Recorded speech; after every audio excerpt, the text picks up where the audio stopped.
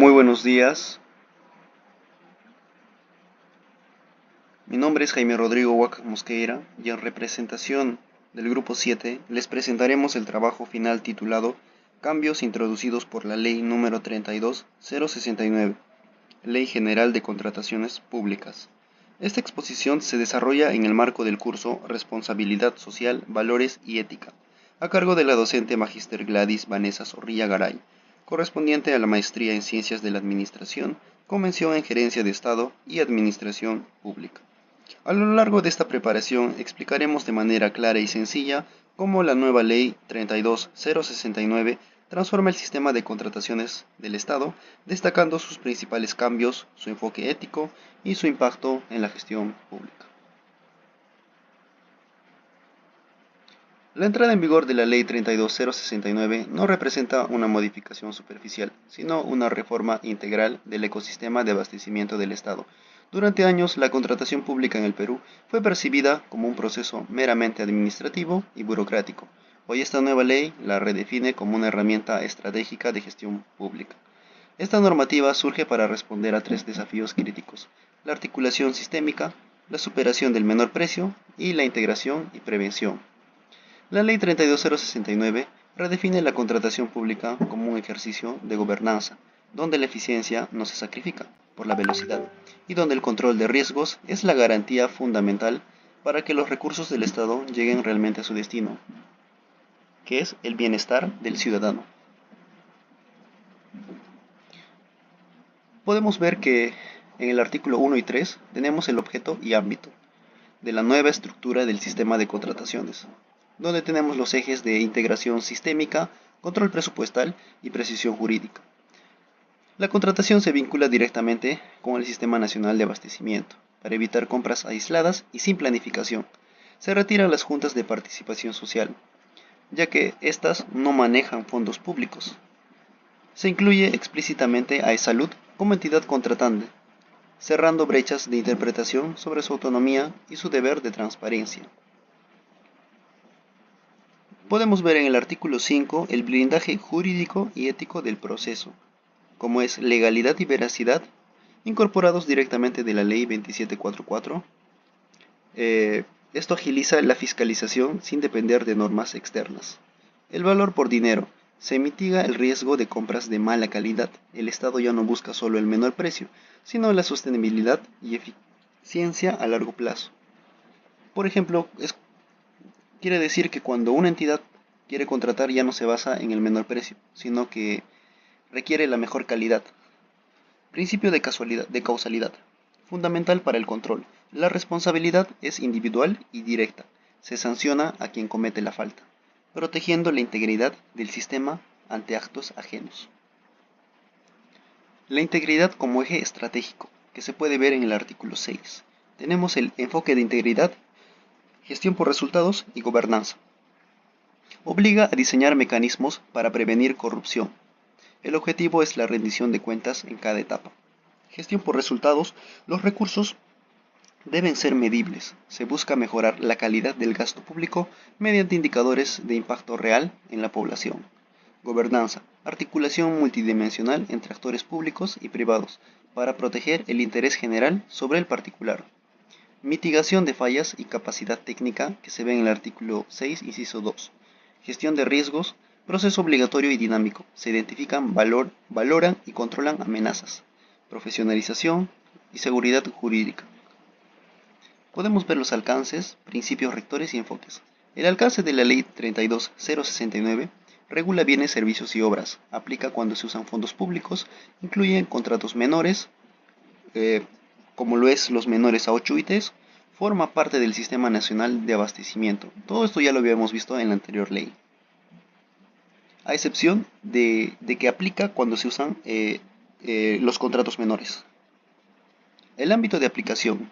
El ámbito de aplicación de esta ley va aplicada directamente al Poder Ejecutivo, Legislativo y Judicial, a gobiernos regionales y locales, a universidades públicas, empresas del Estado y fondos que utilicen recursos públicos. Principios rectores.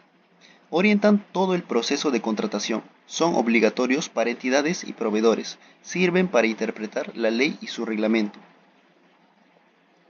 Tenemos la legalidad, eficacia y eficiencia, el valor por dinero, que combina el costo, calidad y plazo del servicio o bien ofertado. Integridad, presunción de veracidad, causalidad, que son principios que ya se habían visto en la anterior ley también, como transparencia y facilidad de uso, libertad de concurrencia, igualdad de trato. Competencia, equidad y colaboración, sostenibilidad, innovación, vigencia tecnológica. Enfoques de la ley. Enfoque de integridad, gestión por resultados, gobernanza de la contratación pública, profesionalización, vigencia tecnológica, actualización con nuevas herramientas.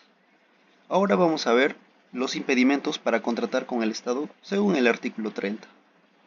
Se dividen en 4 clases. Impedimentos de carácter personal, impedimentos en razón del parentesco, impedimentos para personas jurídicas o por representación, impedimentos derivados de sanciones administrativas, civiles y penales, o por la inclusión en otros registros. A continuación vamos a ver uno de cada uno de ellos. Sobre el primer impedimento de carácter personal. Por ejemplo, en todos los casos la extensión del impedimento, luego de dejar el cargo, se reduce de 12 meses a 6 meses. Está impedido de contratar el vicepresidente, los diputados o senadores, miembros del Tribunal Constitucional, titulares de la OMPE, del RENIEC, de la SBS, ministros de Estado, viceministros, gobernadores y vicegobernadores, los jueces superiores, los fiscales superiores, alcaldes, todos ellos están impedidos mientras ejercen su cargo. Ahora vamos a hablar sobre el segundo impedimento en razón del parentesco. De igual forma, aquel personal que tenga vínculo familiar están impedidos de poder realizar este tipo de contrataciones. Los parientes del presidente, parientes de congresistas, parientes de diputados, senadores, parientes de jueces supremos de la Corte, parientes de los miembros del Tribunal Constitucional, Ministerio Público, parientes de ministros, viceministros, parientes de gobernadores, vicegobernadores, consejeros regionales y entre otros. Los parientes de los jueces superiores de las Cortes Superiores de Justicia, parientes de los fiscales superiores del Ministerio Público, parientes de los titulares de las entidades contratantes, parientes de directores de las empresas del Estado, parientes de servidores públicos, parientes de las personas naturales o jurídicas que intervengan directamente en la determinación del requerimiento o la estimación del presupuesto, en la elaboración de documentos del procedimiento de selección, calificación o evaluación de ofertas y conformidad de los contratos. Por tanto, existen 3 diferencias con el texto de la ley 3225, que es la anterior, ¿no? Por ejemplo, dice, se indica que el impedimento es durante el proceso de contratación. 2. Se reemplazan los términos características técnicas y valor referencial o valor estimado por los términos requerimiento y estimación del presupuesto, respectivamente. 3. Se precisa que el impedimento no se aplica a las personas que participen en la etapa de interacción con el mercado. 3. Se señala que la intervención de la persona natural o jurídica es como parte o representante de la entidad contratante. Y 4. Se elimina la referencia a que en el caso de personas jurídicas, el impedimento le alcanza si la referida intervención se produce a través de personas que se vinculen a estas.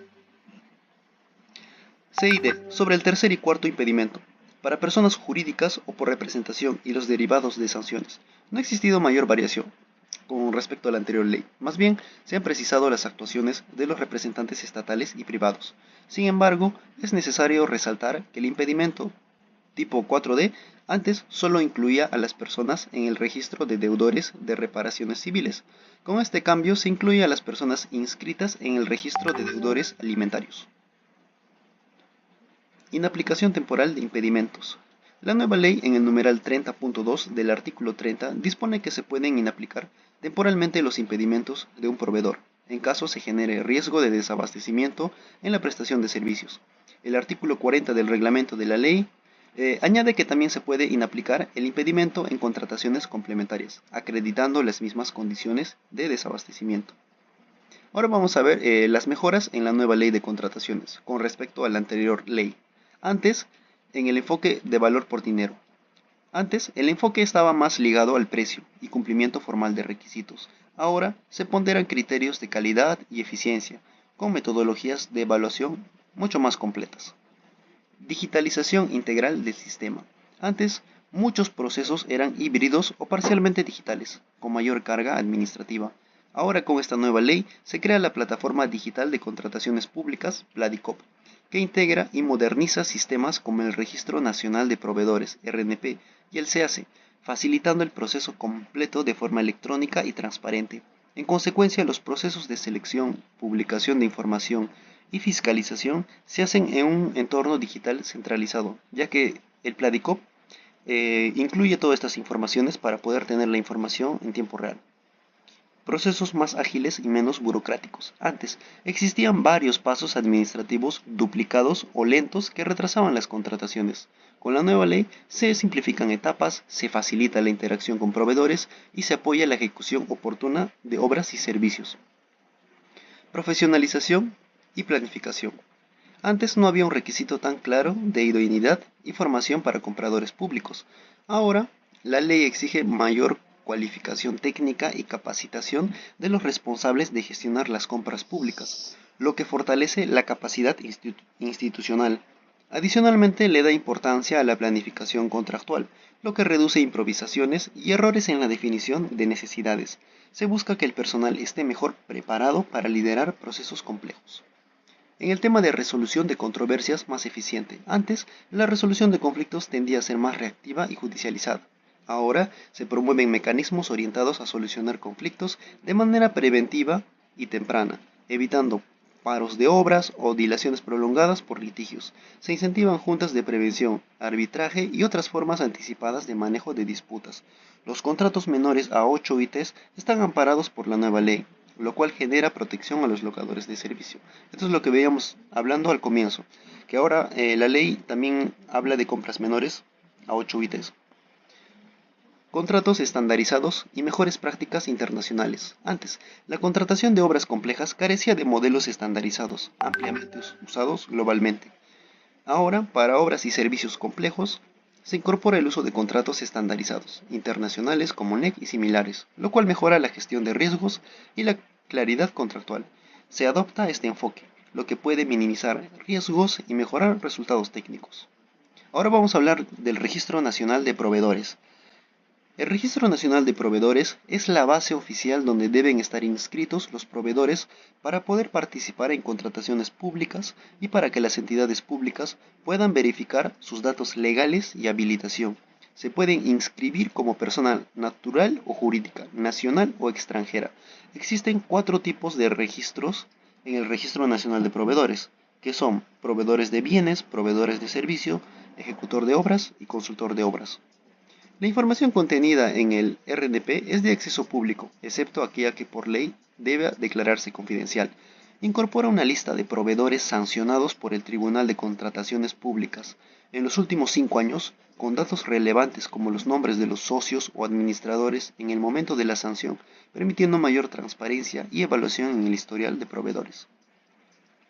La nueva ley de contrataciones y su reglamento establecen procedimientos específicos respecto a actos administrativos, inscripción y reinscripción, actualización de información, capacidad máxima de contratación y ampliación de categorías. Ahora podemos ver unas diferencias entre la ley antigua y la ley actual. Por ejemplo, el RNP estaba concebido como un registro obligatorio para habilitar la participación en procesos de contratación y verificar requisitos básicos como capacidad legal, habilitación y ausencia de impedimentos. Antes era un instrumento más estático y centrado en habilitación. Antes, la información del proveedor se presentaba de forma manual, con menos mecanismos automáticos. Antes, el registro era un requisito formal de habilitación documental.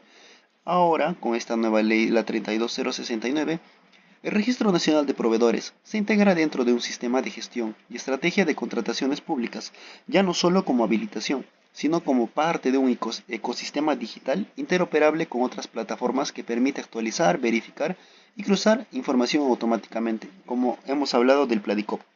Promueve que el RNP se conecte electrónicamente con otras entidades públicas para validar información de forma automática.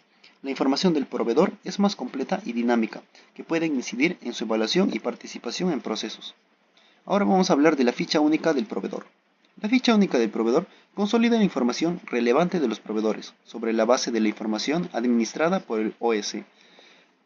en una vista integral del proveedor, con datos administrativos, antecedentes, impedimentos, sanciones, contratos, historial de experiencia y más. Todo esto viene en la ficha única del proveedor. El OS es el responsable que la ficha única del proveedor contenga la información necesaria para determinar los impedimentos personales, como hemos hablado, ¿no? Por parentesco, por representación, etc. Ya sea por interoperabilidad con base de datos de otras entidades o con datos que el proveedor mismo haya declarado. La ficha única del proveedor contiene información histórica de los proveedores, incluyendo los contratos que hubiera suscrito antes y los procedimientos de selección en los que hubiera participado antes. En la práctica, la ficha única del proveedor contiene datos del RNP del proveedor, experiencia contractual, impedimentos para contratar con el Estado, sanciones y penalidades, información de interoperabilidad e historial de contratos y ejecución. Otras diferencias entre la ley antigua y la actual. Antes, no existía la ficha única del proveedor como figura legal, sino solo el Registro Nacional de Proveedores. Contenía información del proveedor dispersa y básica, y había poca interoperabilidad entre plataformas del Estado. Ahora con la nueva ley se crea la ficha única del proveedor. La información se consolida en un solo perfil que permite la evaluación integral del proveedor. Permite la interoperabilidad obligatoria con otras entidades. Y para finalizar, la ley número 32069 marca un cambio de paradigma en la gestión pública peruana, transicionando de un enfoque puramente administrativo a uno estratégico y tecnológico, centrado en el valor por dinero. Al impulsar la digitalización integral, la simplificación de procesos, la profesionalización y el uso de contratos estandarizados, la norma busca mejorar la eficiencia, la transparencia y la calidad en la adquisición de bienes, servicios y obras.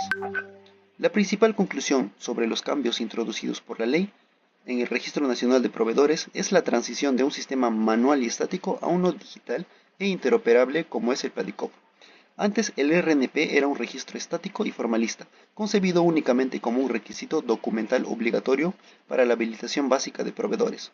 Ahora se transforma en un sistema de gestión digital, dinámico y completo. Se integra e interoperabiliza automáticamente con otras plataformas públicas para validar y cruzar información en tiempo real. La nueva ley refina y especifica los impedimentos de carácter personal para contratar con el Estado, ajustando plazos y el alcance de las restricciones para funcionarios claves. Como hemos visto, con esta nueva ley existen los impedimentos de forma específica para qué tipo de funcionarios y servidores va aplicado esta ley. En el tema de restricciones, el periodo de impedimento después de dejar el cargo se reduce de 12 a 6 meses en todos los casos. Asimismo, clarifica el alcance del impedimento para el vicepresidente y se establece un impedimento a nivel nacional para diputados o senadores y funcionarios. La ley número 32069 refuerza los principios de integridad y probidad en la gestión pública, al ampliar y detallar el listado de impedimentos para contratar con el Estado. Esta ampliación busca prevenir conflictos de interés y reducir la discrecionalidad, asegurando que solo postores y contratistas idóneos participen en procesos de selección justos. La ley ahora permite un mayor cruce de información entre entidades como SUNAT y registros públicos, para detectar de manera más efectiva a quienes intentan contratar estando impedidos. Como resultado, se espera una mayor racionalidad en las contrataciones y una disminución de la corrupción potencial en el uso de recursos públicos.